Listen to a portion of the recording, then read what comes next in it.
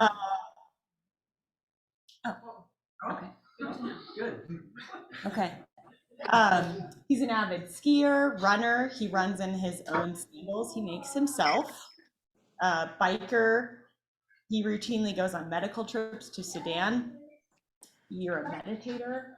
You're a minimalist, and you keep your house. So right in front of the woods, though. Okay. So also, I think a lot of us are familiar. There was a New York Times article written about Doc PJ by Shauna Farnell that came out in December 2021. So you haven't read it. Say again? Yeah, it was fun. It was great. So if you haven't read it, you should check it out. But so there's lots of realms to who Doc PJ is. So I'm gonna kind of hit on different themes as we go. And just to create a little context, you grew up in Iowa. So what brought you here? I guess my connection with Breckenridge was in medical school. Like my first week, I was in a little medical fraternity, and one of the upperclassmen said, check out this really cool residence program in Breckenridge, Colorado. Wow. So like 4 years early, I called and got on the schedule to come and work out here for a couple of months as a senior medical student with Dr. Aristotle Sophocles, who started the Breckenridge Medical Center that people might not even know is on the post office annex that's over on French Street. That's where the only medical center in Breckenridge was at the time. It came in 85. Okay. Does somebody know, did you guys know Aristotle? He's around, right? Yeah. Okay. Not gonna forget that name. I remember when you worked in that postal annex over there. Yeah. That was great. That was a fun little office over there.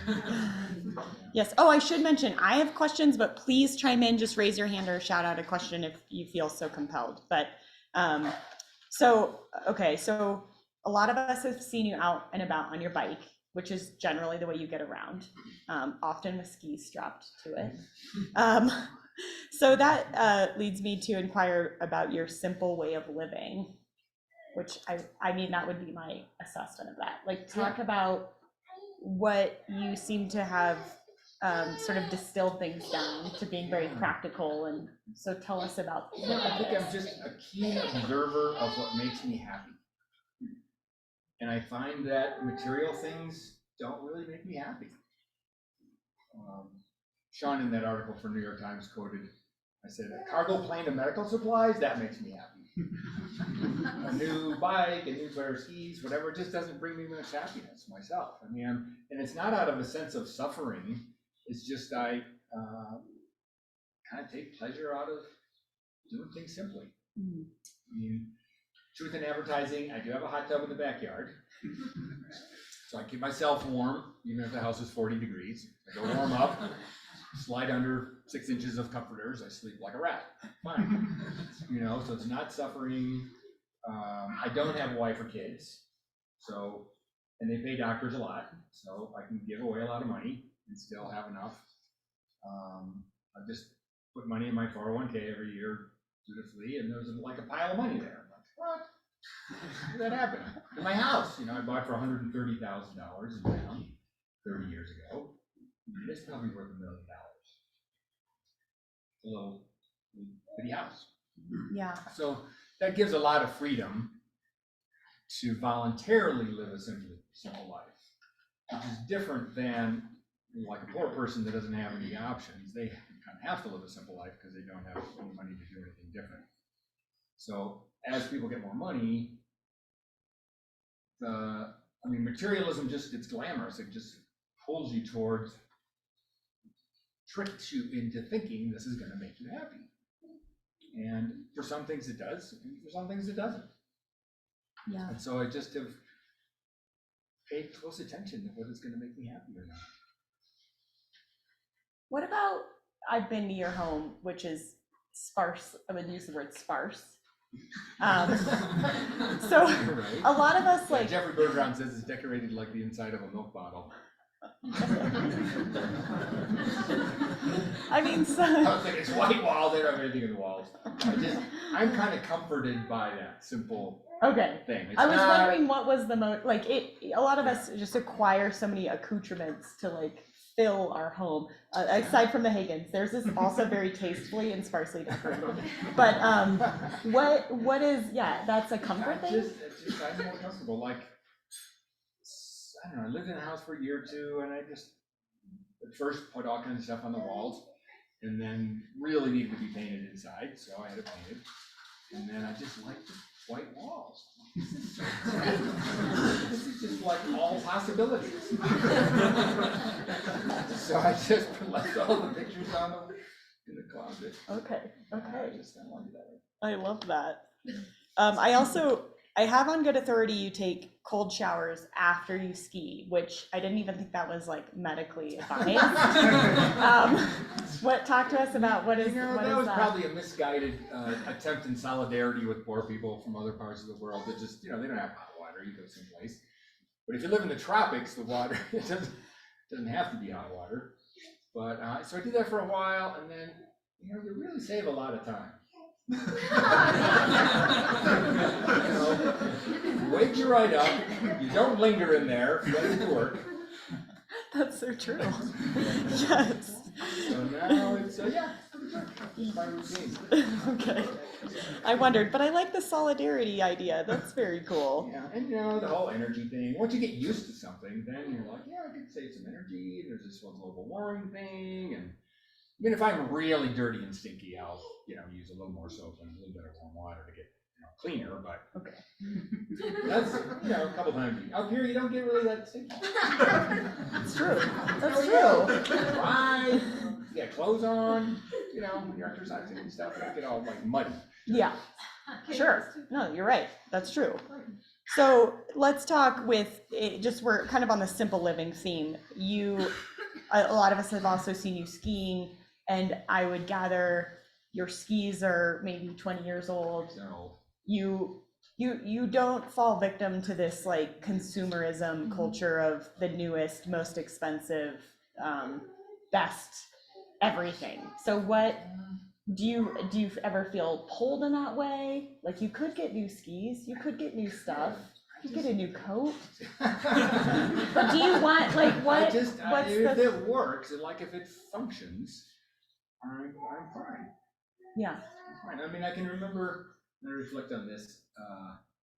A couple different materialistic things. Driving across country once in college, I just remember one of these late night radio things, trying to help people save money. And said, on an example, okay, you could buy a gold cigar lighter, or you could use the free matches that come with your cigars. And I didn't smoke cigars, but the example was like, what do you need to function? You don't need the gold cigar lighter. Just use it. So I'm like, think about that. What do I need to function? Is it really going to make me that much happier? Some things might. Most things, for myself, don't really. Mm-hmm. I was still used, but I remember I got a Volvo in medical school, toward the end of medical school, so it's like, okay, you should have like a real car. My previous cars were like really bad. They make my 30-year-old van look really good. Okay. And so I got this is about 3-4 years old, and I was washing it, and it's like, oh, there's a scratch, and there might be this little bit of rust over here, and I luckily kind of had the insight, okay, this thing is making me feel bad. I don't want to own anything that's going to make me feel bad. So, and I've just driven crappy cars since, so if it's got a scratch or rust on it, it doesn't bother me. Yeah. Right. So again, I think I'm maybe just a keener observer of what really makes me happy. Yeah. Yeah. That is cool. It's really different than what we see most of the time. Well, advertisers, materialism are really sophisticated.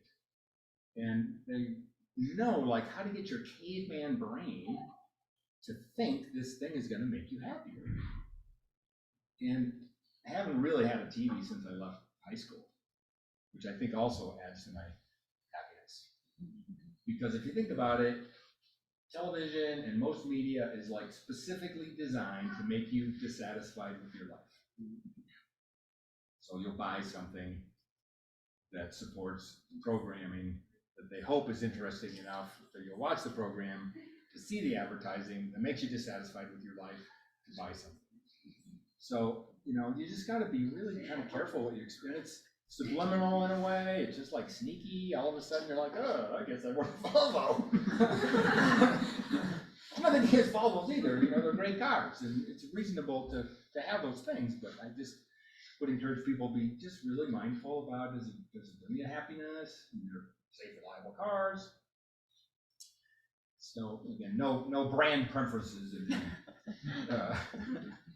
any comments. Right. But advertising, I think, most mass media and people are becoming aware of how news also kind of makes you unhappy. But they've, I think, gotten even more sophisticated, and they know how are they going to. It's all about keeping eyes on the screen. Like, how can you keep people's eyes on the screen the most? And the more it upsets you or makes you anxious or outraged, your caveman brain is threatened. And so your caveman brain is like, I gotta look back at that. And so it's almost like a little bit of an addiction from your more primitive parts of your brain that are really powerful in our behaviors. So, like even setting timers or figuring out ways to limit that. It doesn't mean we should be uninformed about what's going on in the rest of the world, but be cautious about what we expose our brains to. Yeah.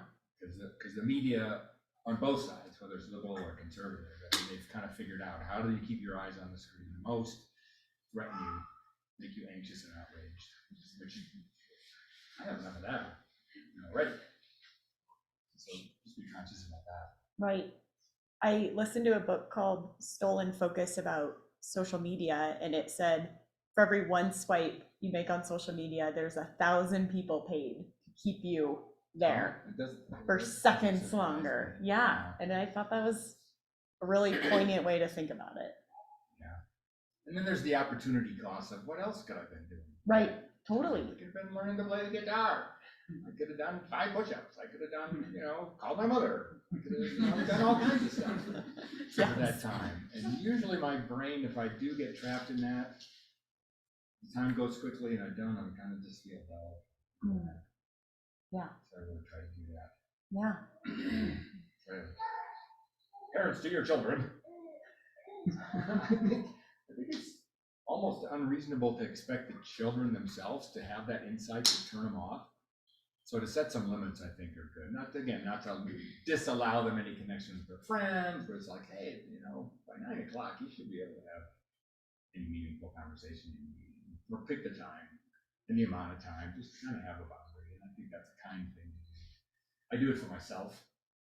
I think we should, do it for our kids and for their friends that they're kind of reeling out of how outraged they are about all this stuff. And just like, we don't watch that stuff.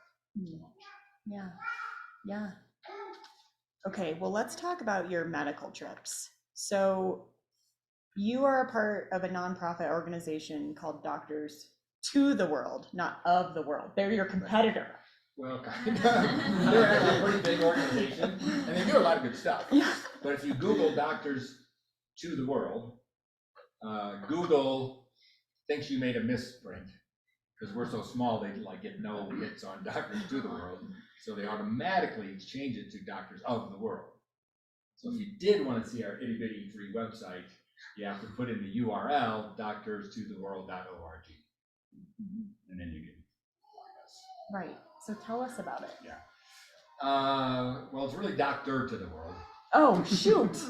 I mean, no, that's the right name. Misspoke? No, it's really just me. Oh.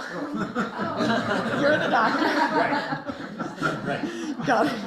It was started by this ER doc in Denver, a really good guy, and he went through all the paperwork probably 30, 40 years ago to create this nonprofit, and he's like, I want to make this super broad so a lot of people can use it. So it's a big umbrella. I think it even has registered dentists to the world, and teachers to the world, and general good guys to the world, or whoever. And so he used that for any little bitty church group that wanted to be able to deduct their donations.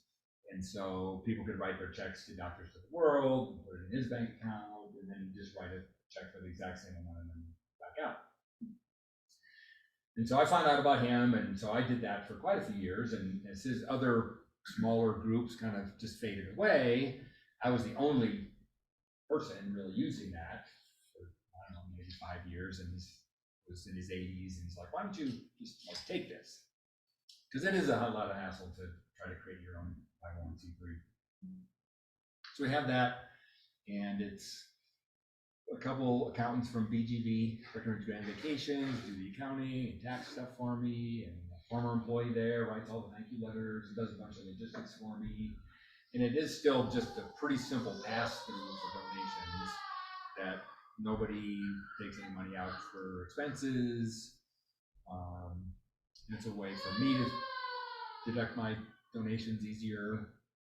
And again, if people want to donate, they can to that doctor's supplement. Yeah. So you, though, tell us what you do. You go usually the Nuba region of Sudan? Yeah, most recently, there's this little area called the Nuba Mountains in Sudan. So Egypt. Most people from the Bible know Egypt. It's like, oh, a bunch of stuff happened in Egypt. Sphinx. Sphinx is there, exactly. Right below there, south of that, is Sudan. It was the world's, or Africa's largest country, and then it divided in South Sudan and Sudan. And South Sudan is basically swamp. The whole country basically is swamp. It's a source of the Nile. So the swamp kind of drains north into the Nile. And northern, well, it's still just called the Sudan. It would have been nice if they still said North Sudan. They just got the name Sudan and then South Sudan. They're all the Sahara Desert. In between, still kind of in Sudan, this area called the Nuba Mountains. And it has a little bit of oil and a little bit of gold. So it's been contested and it's been cut off from the northern government. And so it's really hard to access. They call it the mountains, but it's really got mostly kind of just a plain. The flood waters kind of, in the rainy season, the area floods and then it dries out and then it's dry land. So they can grow a lot of food there. There's a couple rock outcroppings. I think it's sort of like Santa Fe without the lattes. Okay. So super remote. Not very far above sort of caveman existence. Subsistence farmers, housing our piles of rocks with grass huts. The Arabs from the north have, like for centuries, used that, harvested slaves from there. I mean, it's really an awful history with the north. Might be the Nuban, like the source of the Christian faith, sort of started out there. They take pride in some of those early references to the Nuba or Nubian people. Super dark skinned people, just really beautiful African people, in contrast to the Arab people too, but I mean, it's a different ethnic group with the Arab people in the north. Because the north has kind of mistreated them for so long, they have a group that wants to separate from them. Can't blame them. But as the South negotiated its independence, they left this area, the Nuba Mountains, separate in the north. So it's really kind of cut off from everything. It would be easy to bring in supplies from the north, but one of the strategies of trying to kill all those people there is the blockade of humanitarian aid. So we have to kind of smuggle things through the south, fly everything over this swamp, buy our meds from Nairobi and transport it through Uganda and then South Sudan. So it's not as easy as it might sound. No, and it's dangerous, yes? Yeah, the hospital was bombed while I was there in 2014. There's a really, I think, a well-made documentary called The Heart of Nuba, N-U-B-A, Heart of Nuba, and it talks about the times of bombing and all the casualties. There hasn't been active fighting for about 3 years, so it's safer than being bombed, but it's still a little bit sketchy. Yeah. It's a little bit sketchy out there. And you treat, oh, sorry, go ahead. Well, I'll just say there's one American doctor there that this this documentary is about mostly Dr. Tom Katina, who's from upstate New York. He's like the real deal Christian missionary. Really, really, really good guy. Cool. And so he lives there. He's committed to live there forever. He's married to a local nurse, really sweet, smart lady there who's kind of head of nursing, and he's just like committed. That's where he's gonna live. Like when the hospital was bombed, the Catholic organization who was sponsoring him said, "Well, yeah, you have to leave. The hospital's been bombed. We can't provide you any safety or security." It's like, I believe people are gonna die. Like, my life isn't any more valuable than these people's lives. I'm called to serve the least of God's people. How can I just leave them? And so he's there, and he just works 7 days a week, 10 to 24 hours a day. Yeah, amazing. Bombed by who? Guy. Oh, what's that? Who was it bombed by? What the northern government? Yeah, the northern government. Yeah, because they wouldn't. So after the independence from the South, the northern government said, "Okay, everybody, everywhere, you got to give us all your guns, and we'll come and police this area." But they've been trying to actively kill them for 30 years, and so the local people are like, "That sounds like a really bad idea. We're not going to trust our security to the people that have been trying to kill us." It's the same government, and people may be more familiar with the term Darfur, which is in Western Sudan. Another peripheral zone that the northern government had been trying to kill for a really long time. So they didn't lay down their arms. They didn't actively attack the north, but just in an attempt to get them to surrender, they pretty ruthlessly bombed that area. Not precise military weapons, exactly. They were just barrel bombs. So you just take a 50-gallon barrel, fill it full of diesel, throw a bunch of shrapnel in there, and fly over the big cargo plane and roll those out the back. And so they hit the ground and blow up. And I mean, out of thousands of bombs, there were not, thousands and thousands of deaths, maybe 1,000. But it just scares the bejesus out of you if you're out there, and people couldn't go out to the field, so they were hungry. They left the area. It was just really mean, and so that has stopped in just the last few years. Partly, I think, because of pressure from the American government, because Sudan is on the state sponsor of terrorism list, and if you stop bombing people, be nice, a little bit nicer. Consider lifting some economic sanctions, really in Obama's administration, I think. Actually, Bush 2 did a lot of good stuff in Africa. I didn't give him credit for a lot of other stuff, but he was actually a better guy in Africa than I had given credit for, so he was probably responsible for that. So that's where I've been putting my attention on mostly. Yeah. Well, I was telling John, when I was sort of prepping for this earlier, I did a deep dive on malaria, which you treat. Yeah. And I didn't realize it is maybe the biggest global health problem. It's still a really big problem there. I read over 1 million Africans die every year of malaria. Like a lot. Yeah, I mean, when you think of that relative to COVID, it's staggering. Oh yeah. So talk more specifically, what are you? Well, it's mostly supplying. There are pretty good medicines for malaria, and you can treat somebody with malaria for, I think in this last shipment, it was 53 cents. It costs for a card of 24 pills to treat somebody with malaria. And I think we have enough to treat 60,000 people in this current shipment. There's one that's arriving today, tomorrow into Juba, the capital of South Sudan, and then we, meaning another partner organization, the Sudan Relief Fund, will get on a cargo plane and fly it over the swamp, and then the commander of the Sudanese People's Liberation Army in the north, and the Minister of Health will come and kind of shepherd it up and distribute it through about 20 different clinics in the area. So that would probably be the one biggest thing I spend money on, the malaria medication. And then just super simple anti-parasite medicine and antibiotics. because it's kind of the big three in the whole developing world that kills children under 5. It's malaria, diarrhea, illnesses, and so that's what most of these supplies will be. Not a lot of blood pressure medicine and cholesterol medicine. Right. We'd like to, but you got to take care of these super easy kind of things first if you're prioritizing what's available. Yeah.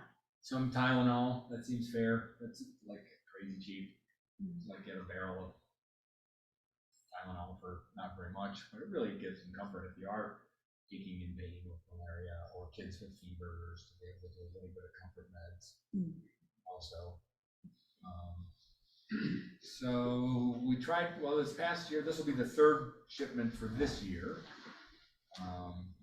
Each shipment is about $75,000 with another 10 to 15 or 20 of cargo plane expenses. And the Sudan Relief Fund kicks in most of that. Transportation costs and the logistics, and I've just been paying for the supplies themselves. And working with the Secretary of Health to figure out what are going to be the best medicines for that time. So as soon as he starts to distribute this shipment, we'll already be working on a list of things to get sent in January. Okay. And can you give us a sense, like, who are you when you're there? Like, what are your interactions like with these people, and how do you feel about being around them, and what does it stir up for you? I don't speak Arabic. The educated people in the area that might have a junior high or high school education might speak English. The Secretary of Health speaks English. Of course, Dr. Tom from America speaks English, and his wife, a lot of the staff. So most of my communication are with other aid agencies coordinating our partnership of how we can supply the meds. I don't do very much direct medical, except the one in 2014 when hospital bound. That was a trip I had planned to be there longer. I was there about 6 weeks, and I did a lot of triage because there were nights that there'd be 20, 30 casualties would come in all at once. That was just like a MASH unit, kind of triage those and swab wounds and put on tourniquets and assist Dr. Tom and do what I could, but it's mostly the administrative part and getting them the supplies they need so they can do the work when I'm not there. Like with COVID, I hadn't been there for about 2.5 years, but still internet would go on. I guess that's one of the other things I support is for about $400 a month, I think, I support internet access to the Secretary of Health through a satellite system, so I can communicate with him. And then another 10 or 20 organizations can use that same internet connection to communicate with their sponsors and coordinate activities up there. So I was able to still direct supplies going in, even though I wasn't going in myself. And this last June, was the first time I thought it would be safe to go. I did catch COVID while I was there anyway, but I had been vaccinated, and it wasn't all that bad. I just felt miserable. Took me a little while to figure it out because I got there, I was just like really tired after this travel, and it's just not a comfortable place anyway. It's like 105 during the day. You go in a rock hut and it's like cools down to maybe 95. There's no wind, breeze, and like I was really hot and sweaty and aching. I'm just like, man, I'm getting too cold for this.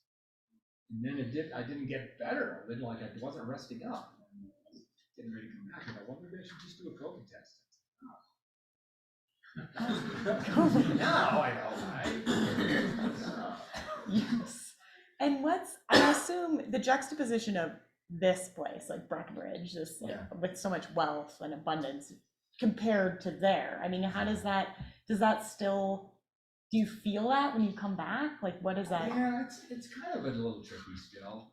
I mean, I've gone back and forth enough that I guess my psyche is enough more flexible. But that is more vivid when I first come back. Like I'll catch myself just like turn on the water. It's unbelievable. It's like inside my house. I could like drink this water. And then you get up in the night and just like go to the bathroom. That's so nice. I love indoor plumbing. Really nice. Yes. I can do without. It's okay, but it's really nice having you. Yes. And that probably contributes to my simple lifestyle too.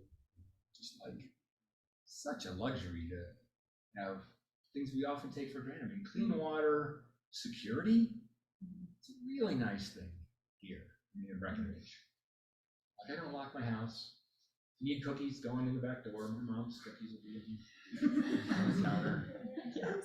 Leave my door unlocked. Usually people will bring me coffee. I'll come home and there'll be something on my kitchen counter, Oh, yeah. once a Yes. week. Oh, good. Yeah, That's no, it's nice.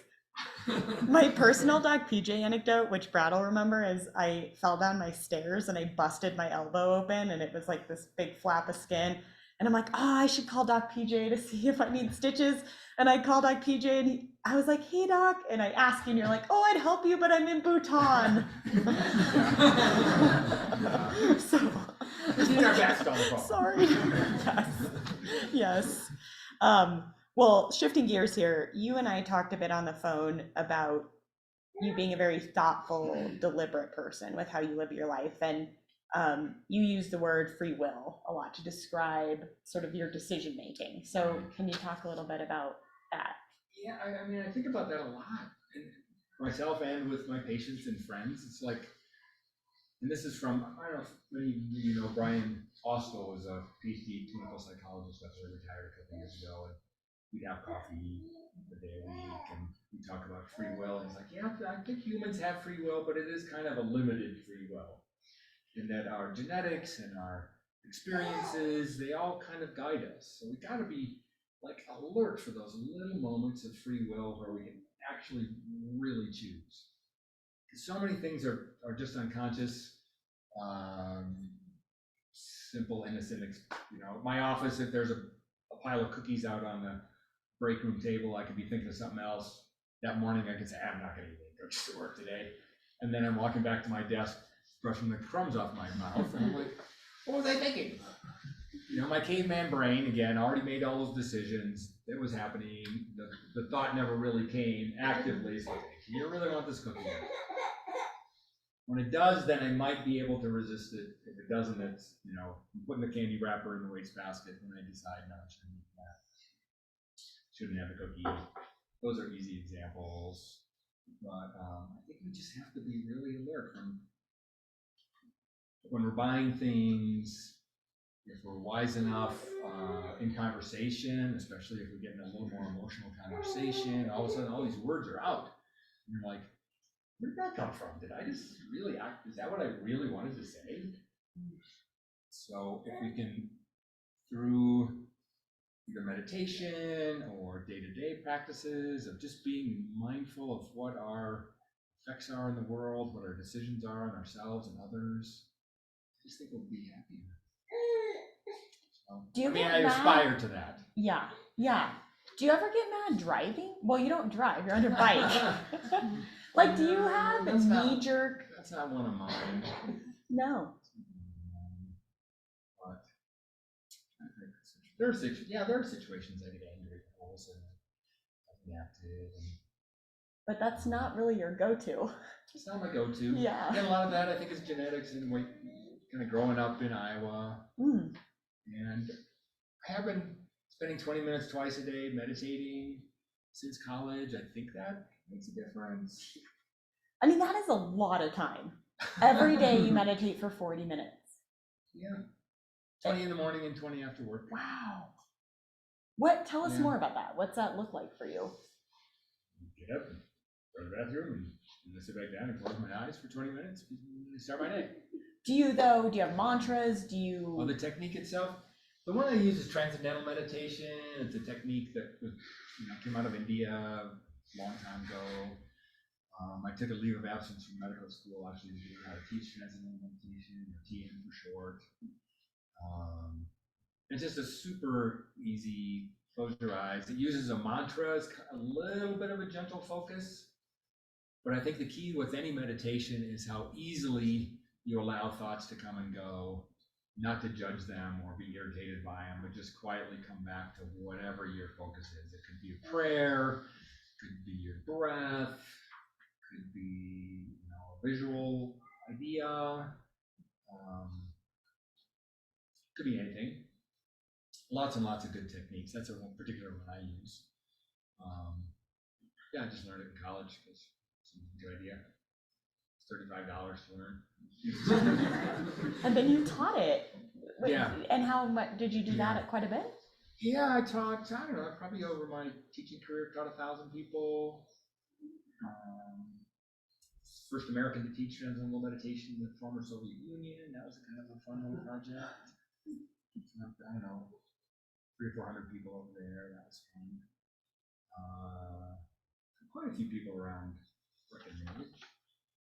And then, I don't know, just other interests, and I guess recognizing that there are other techniques that people can learn. And I mean, just even online, there's a bunch of stuff through churches. And I think that's one of the benefits of prayer. It's just kind of giving your brain a chance to settle down. I think these physiological processes are fairly innate. They're just in our bodies. We just give that opportunity for our brother or to settle down. Just create the context for before we dive out on our day or at the end of the work day. If we just set a little time to be quiet. So I heard someone say, meditation, prayer is talking and meditation is listening. So just take a few minutes to listen. There's a super formal, structured 20-minute something twice a day. Doesn't fit for everybody's schedules, but a ton of really good techniques. So I wouldn't get, that's not in any, and it could be more contemplation. There's tons of good devotional, quick one-page things to read. Yeah, just give yourself a little bit of time. It's a good investment. Yeah. With this deliberate way of living that I think people describe you as showing us, aspiring to, what would you say are your broader priorities or intentions or desires for the future? Well, for myself to kind of get the hang of it even more, being mindful even more of my interactions. I plan to continue to practice medicine. I like doing that mostly.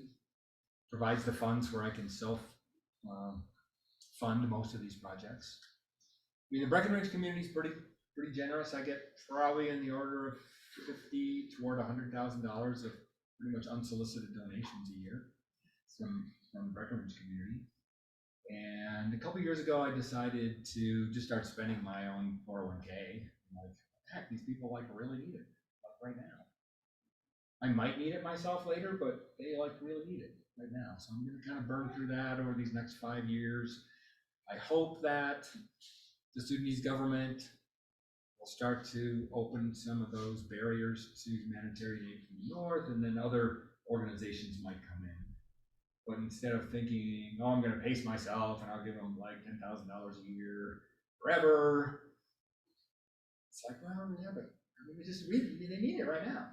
So I'm really kind of pushing it as much as their absorptive capacity, kind of jargon of like, how much can they actually use? You know, the Secretary of Health, how much can he manage to distribute, how much can clinics use? And that's a bunch of my money, and then these other random donations. So I'd like to see that through. Be present to my mom, who's 92 years old. Who you talk to every day. Every day at 6 o'clock. So any younger people He here. was just in there talking. I love that. 6 o'clock. I have a little alarm on my phone. Go, Mom. It's about 6:05 if I haven't called. Then she falls asleep, but then she wakes up in the night and worries that I didn't call, and something wrong. Calls me first thing in the morning. He's like, no, don't worry, Mom, I'm okay.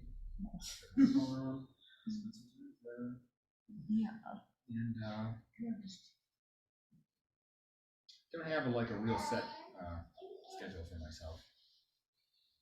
Yeah. Probably not going to win the Imperial Challenge. I wouldn't rule that out. Maybe the skinny guy over 80 category. Okay, well, diving into the spiritual realm, which we talked about quite a bit on the phone. Just a time check. I got all night long, but what's the time? Oh, Well, Because I don't want these guys to feel, we're trapped. You guys can talk forever. no, I mean, usually this goes till about 8, but this is my finale, is your Oh. spirituality, and then we'll open it up to any questions. I guess if I have a little phobia, it's like being trapped in a lecture. Oh, well, we can So if anybody just has to go for any reason, you don't have to explain yourself. Okay. You don't have to have a crying child Yeah, that was Brad. He's like, get me out of to here. be able to leave. No. Okay. So just give us a little background on your inheritance of what you grew up with from a religious standpoint. Little United Methodist Church, little Protestant church. The Methodists are very methodical. They got their name. John Wesley, that was, I don't know what he was. He was some kind of Christian guy, and a Protestant, and he would just walk the same way, have his little church services. So it's a very methodical group. The one thing I kind of remember from a couple things from my junior high, called them the Mary Methodists, was our little youth group. Mary Methodists. That's amazing. Methodists. So John Wesley, the founder of the Methodist Church, is like, okay, there's 4 things called the Wesleyan quadrilateral. So there's 4 ways you can kind of judge if something's true or not. And like Scripture, you don't know where to start, read the Scripture. A lot of good stuff in there. Look at the traditions around. They're kind of give you a hint. What's your own experience? It's like, does this work for you? And just intellectually, does this make sense? So, like, if there's something in Scripture that doesn't fit your own experience, it makes no sense, nobody follows it anyway, it's like, maybe that was a misprint. Maybe that was a misunderstanding in one of the translations or something. So just all those, he didn't like rank which one is more important, but just, again, be mindful. Don't just mindlessly follow some dogma because it may or may not really fit. And then as an adult, I read more about the historical Jesus. I've really been trying to remember the name. I keep giving my books away. There's not a real thick book. Those are the ones I like the best. And I think it's just like The Historical Jesus by Thomas Cross. Any of these guys read that type stuff? Anyway, another thing you could do, the way you could find it is there's a group of scholars called the Jesus Seminar. And they went through the Bible and they kind of coded all the different scriptures. And they're like, this is the same in all these scriptures. It really makes sense for the time. This probably actually happened. And then there's other things that are like, no, this is just mentioned once. It doesn't really make sense. And it contradicts all this other stuff. That kind of probably didn't really happen. It's like, oh, that was, I thought, really useful. And just being mindful about not to just blindly read somebody else's interpretation of what that meant. Because I think we have an obligation to ourselves to think for ourselves and again, that things make sense. And yeah, I remember the Mary Methodists, one of the leaders talking about God is everywhere. It's like everywhere. It's like everywhere. It's the same. God is everywhere. So it's like, that's like me. Like the stuff that makes up me is God too. And like that really stinky guy over there, that's God too. And just made it a lot more personal, a lot more real. And then like, I gotta really be nice to everybody because and I even be nice to myself because we're all just different manifestations of God. Again, as an adult, some Sufi writings. I'm not much of a poetry guy, but someone gave me a book called The Gift of Hafiz. He's a Sufi poet, a particular translator, Daniel Ladinsky. Anybody who's interested in poetry, and it's just kind of written in this wonderful physical language of love and the intensity of love that we can have for God and for all the manifestations of God within ourselves and with everything around us. And I really wish I could remember quote this poem. I'm really bad at it. title of it, Why Aren't We All Screaming Drunks? That's the title. Is the title of this one favorite poem. And it's like, God is just like so loving, even from wherever invisible place God is. And he uses lots of different, he and her and the divine and all these different words for God. But just God is just so intense. It's like the sun just shines everywhere. And it's like with love like that on us, like wine, why aren't we just all screaming drunks with that? And the next part of the poem just says that any thought that we're better or worse than another person quickly breaks the wine glass.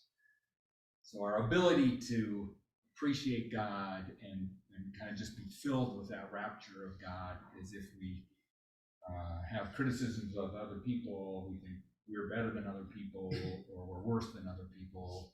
We're just all people and we're just all expressions of God. And I aspire to have that direct reactions in your life. Yeah. Oh, that's good.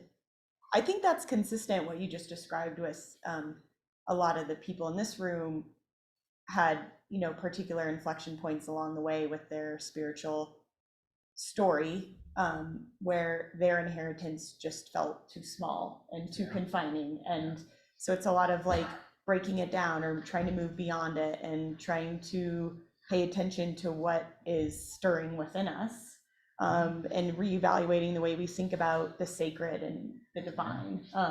And a lot of what you just said is really consistent with ideas that we've been tossing around and really thinking about. But I'm curious, did you have an inflection point for you where your Mary Methodist inheritance didn't quite fit? Or, I mean, you have this global sort of perspective now, like, did that inform anything about the way you think about your spirituality? I think the meditation probably helped. It just kind of cleared my thinking enough to perceive more divine nature in other people. It's not like, oh, I'm in this enlightened, blissful state and everything is beautiful all the time. Like, no. It's better than if I'm tired. I think the direction people move when they meditate more is pretty simple to think of. If you're really tired, then you're grumpy and nothing looks really all that interesting. Somebody brings you some flowers, you're like, okay, flowers. And if you're well rested and feel good physically, then everything is. I hope people saw the moon come off. Yes, it was amazing. Oh, what a beautiful place. It's really. So, Yeah. So I think my meditation helped. I can't say there was any real one moment. I guess as I was exposed to other cultures, saw other really dedicated people in the Muslim faith and the Buddhist faith, and other sects of Christianity, Jewish friends, Judaism as a kid, other than Jesus, like he was Jewish. A little bit about that. Yeah. But exposure to these other faiths, and I guess maybe that same insight is like certain evangelistic faiths, and maybe it works this way, that you like gotta say Jesus sent me to get into heaven. Like that's the code word. Like, you gotta have this really personal relationship with Jesus to kind of inherit the afterlife. That just never made sense to me. Again, it kind of failed one of those 4 points of the Wesleyan quadrilateral. Because it's like, oh, there's all these guys in the world that like never heard the word. That doesn't seem fair. In Africa and other parts of the world, how would God set up a system like that? That doesn't make sense to me. I think the Mormons have a loophole that they have a baptism for the rest of the world. I think. Any Mormons? But we were talking about the doctrine of original sin being problematic and how you rewrote, or your friends, someone rewrote what's Amazing Grace. Oh, right, saved right. a wretch, you're like, I don't like that. No, I don't like So that. you just say Someone. like someone. And I was like, oh, good amendment. We can all do Yeah. that. We can change our Yeah. slides here. that. Yeah. Saved a wretch like me. And I guess, the idea was that even somebody that's feeling wretched, God does forgive them. And, I believe there's no person that isn't, but I think it's also a healthier way to think of us ourselves as just people doing their best. Hmm. And we're not all wretches that God has to send themselves to. Yeah. So, Well, my last question, and then I'll open it up to anyone else, was, so are you a part of a faith community here, or how does your spirituality play out sort of day to day, or? I had gone to this Methodist church a long time, and I kind of just got out of the habit with COVID when it closed. Mm. And as things are opening up more, well, that particular time of day is when this young doctor in Nepal, Kathmandu, has time available. So I talk to him every Sunday morning about that same time. And, looking for things like this. This is really a cool community. Spending time with friends during that time. And again, trying to have it be mindful and not just bicker over the news over coffee and talk about the same old stuff, but to mindfully pick a topic that's meaningful through the week, kind of read something that I think would be useful to share.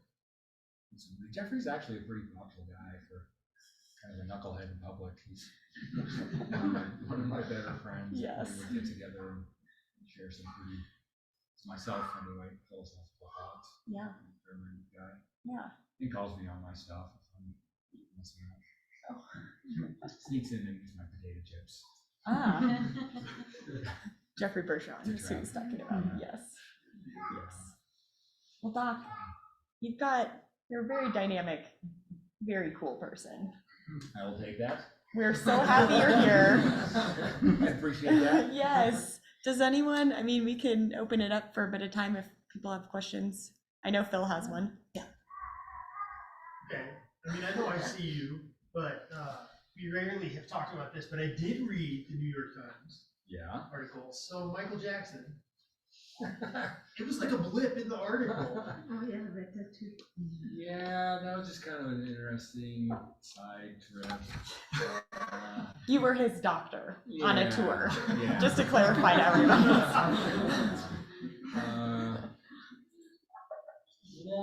Let's see. So I came here in '85, worked for a year. I wasn't quite ready to commit to Breckenridge, and I've been doing a lot of transcendental meditation teaching, and I actually taught this holistic doctor, Deepak Chopra. Yep. You've ever heard of that guy? Okay, so I was at Harvard getting a master's in public health, and he was at Harvard as an endocrinologist, and when he's Boston, and he would introduce me giving lectures on transcendental meditation. And he is just such an eloquent speaker, a really good speaker. His introduction would always blow away my little talk. I was lame. And he was really good. And Maharishi Mahesh Yogi, the man that brought transcendental meditation out of India, met with Deepak and recognized that. And quickly, Deepak became a spokesman for transcendental meditation. And then I kind of toured with Deepak for a year. I worked in Los Angeles in an alternative health clinic, Ayurvedic medicine, more of that. It's a system medicine in India. They use herbs and spices and stuff. And then I went to San Francisco and applied that to persons with AIDS, because that was at the height of the AIDS epidemic in the late 80s, when we had one drug that didn't work. It was awful. So at least created a context where people could come and get some support and learn to meditate and kind of encourage them to live a healthy lifestyle. So I got to know Deepak really well. Then when I came back to Breckenridge, I was here a year and a half or so, and he just randomly called and said, "Hey, do you want to tour with Michael Jackson? He needs, he's going to Europe and he's learned to meditate and he wants to have a healthy lifestyle. He'd kind of like to have somebody, work with his cook and have a healthy diet and stuff." Well, let me think about that. I arranged a physician. In those days, in the summertime, I'd see 2 people a day. It's really quiet. I don't think I ever got completely skunked, but there were lots of days it'd be one person, and luckily for me, it would stub their toe. And so I arranged for a physician assistant to cover my practice, and he wanted me to go for 3 months, and I said, well, that's kind of a long time all at once, but I went for 3 weeks, he found another doc, and I came back here for 3 weeks, and I went back and did another 3 weeks. And that was just kind of a fun thing. And I could have stayed on the road and just been a rock doc. Which is the thing. These guys will go because they need sort of somebody to be available for the other people on tour. And the one time I took care of Michael mostly was he just was coming down with the flu in London. I was already at the venue, and this producer like goes parading around. He's like, "Where's the doctor? Michael's sick, quick!" So he had to like careen through London. This police escort. I was like, "Great, I'm gonna be killed in traffic." Because Michael Jackson has a cold. So I had to certify that he was sick and not just tired. Because all these big shows, 100,000 people shows, are insured for sickness, but not just if you're partying and stoned and tired. So we had to certify, and we were up all night with lawyers doing the right paperwork. Oh, wow. Stuff like that. He was, at that time, was actually a pretty healthy guy, very athletic, could really dance. Yeah. Also, just a fun takeaway is like, oh, you're friends with Deepak Chopra. Oh, Just yeah. casual. That means you're 1 degree away from Oprah. I never met Oprah. Okay. I met Elizabeth Taylor, though. She was pretty, Oh, she was pretty wow. amazing. Yeah. Okay. Because that was a connection between Deepak and Michael Jackson. Because Michael Jackson and Elizabeth Taylor were pals, and Elizabeth Taylor met Deepak and went to one of his spas. And Elizabeth Taylor started partying with Michael. And Wow. so anyway, You're so in. so and Elizabeth Taylor, she had amazing eyes. really did. Some of those people in person, you're just like, it's really startling. Amazing. Yeah, I believe it. Can you do the moonwalk? You know, I had to sign something that I wouldn't.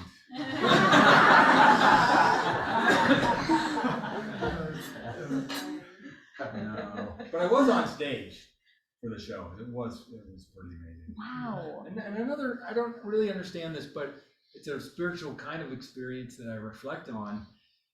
Like I was in the back of the stage. Nobody was looking at this skinny guy in a suit in the back of the stage, but I could be out behind the curtain enough to see the audience.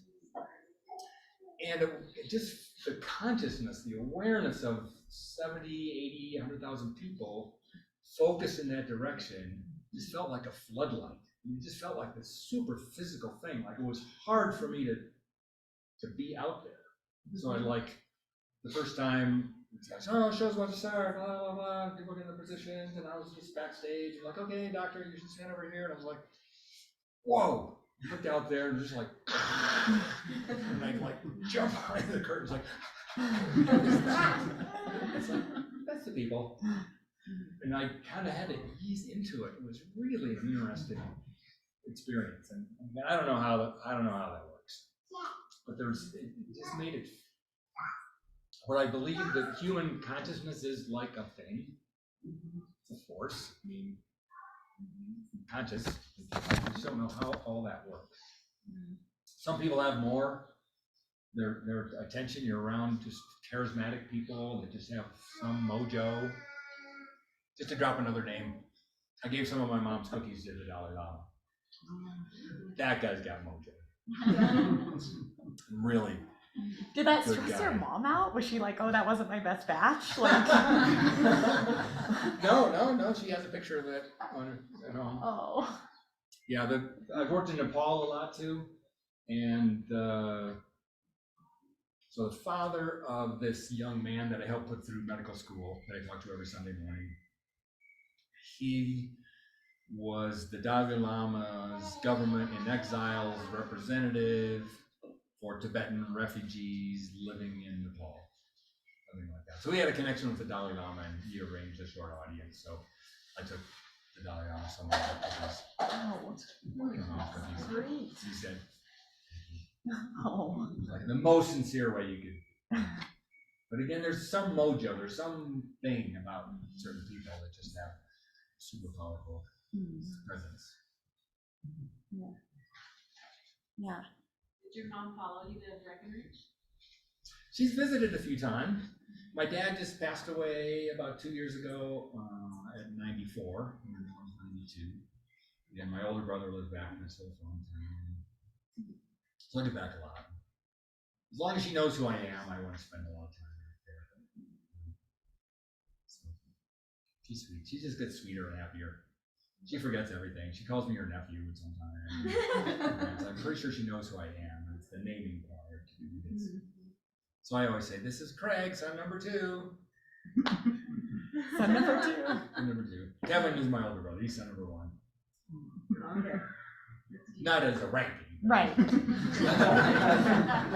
the first chronological. Firstborn, chronological.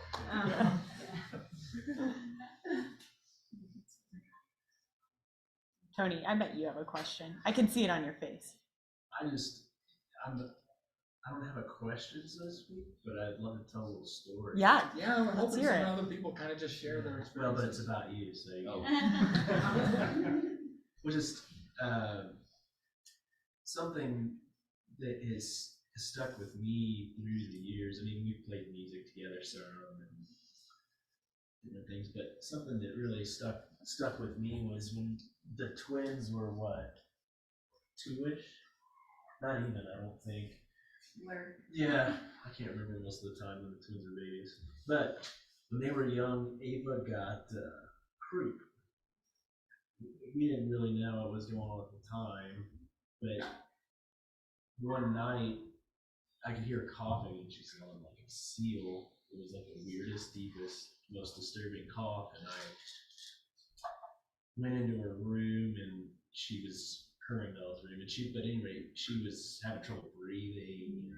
It was just one of those moments as a parent where you're like, oh, this is a big deal or whatever. So I called the iCountry Healthcare hotline, and then of course PJ answers, the guy I play guitar with some at the time and that kind of thing. But it actually had been probably since the twins were born that I played music, because life just went on pause at that point. So it's been a couple of years, but he answers and I tell him what's going on, and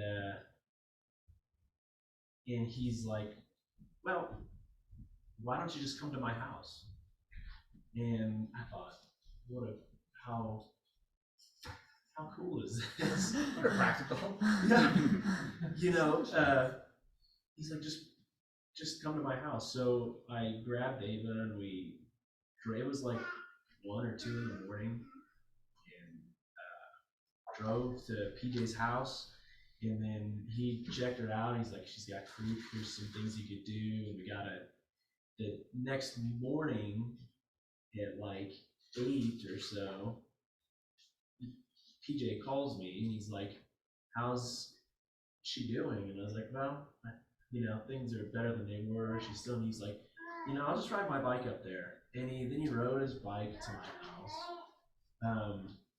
checked her out, and we ended up getting, at any rate, it was like, it was this experience of, I had to call the hotline maybe once before, and I got another doctor who I really liked.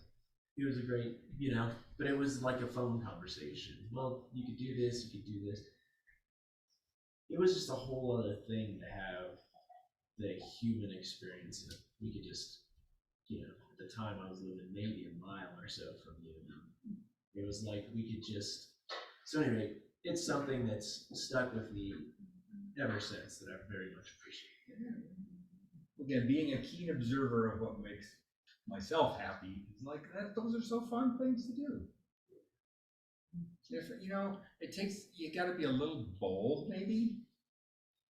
Again, if there's a suggestion I would have for people, is just if you have the thought, again, if there's a little moment of free will, where instead of just like the automatic thought process of like, oh, blah, blah, blah, you give it a call tomorrow. That's what I do, and I'm going back to bed. It's like, oh, gee, maybe I could just like call it over. Let's listen, let's get this sorted out. What, I'm gonna lose 10 minutes, half hour of sleep, whatever. I'm not gonna remember sleeping another half hour 20 years from now. I'm gonna remember doing something fun for somebody else. So just kind of be bold. Some stranger at the grocery store drops something. It's like, oh, gee, I'll bend over and help them out. saying hi to each other. These super simple things, I think, are just kind of what we're here for. Yeah. If we're God, okay, got that again. You and I. Everybody's God. God doesn't have, this isn't an original thought of mine, but like we're the opportunity God has to experience love in the world. It's through us. So we should do that. If you have the thought to do that, just do that. Oh, Paul had a question. Oh, yeah. What's the history behind you, Amazing Grace, and a trumpet? That's a bugle I brought back from Russia, and just kind of part of living in a small town, doing something ridiculous. We take our turns doing ridiculous things to entertain each other. So one day, again, it's just that moment of free will that maybe I made the wrong choice. I walked outside and I can't remember why I had that with me. It was kind of like a town crier. You just blow the bugle and shout as loud as I could. You know, fresh blueberry scrubs, they're really, really good. Again, it just was fun to do. I know it really annoys Jeffrey. You're trying to sabotage the bugle by stuffing I don't it know with why. napkins. It's great. But that's kind of that history. So I just leave it there. It's kind of fun. Yeah, our office is right around the corner, so a couple times every winter I'll hear the Yep. announcement that the scones are ready. I'm trying to avoid Sunday morning because, you know, the physical church is right across the road. So. Any other questions? Thank you guys for paying attention. Yeah. Inviting me and free It's so food. great to have you. I actually had a quote to finish. Oh, good. I just think of you as being a very gracious person, and you're just so kind to everybody. So this was a quote. It's by John Philip Newell. Surprise, surprise! Can't help myself.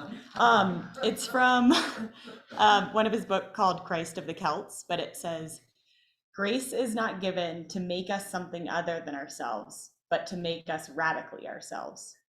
Grace is not given to us to implant in us a foreign wisdom, but to make us alive to the wisdom that was born with us in our mother's womb. Grace is not given to lead us into another identity, but to reconnect us to the beauty of our deepest identity. And grace is not given that we might find some exterior source of strength, but that we might be established again in the deep inner security of our being, and in learning to lose ourselves in the love for one another to truly find ourselves." The end. Amen. Sounds great. I want to get on your like mailing list. Oh, that's Tom. He's right there. You can't see his face, but that's his name. He can do that. Great. He's our guy. He's the guy. He's needed, but yeah. I Yes. don't know what's going on. I'll come back. Yes. Yeah. So Kelly did all of our food. She's fantastic. She printed out a QR code that you can scan if you feel like donating to the, oh.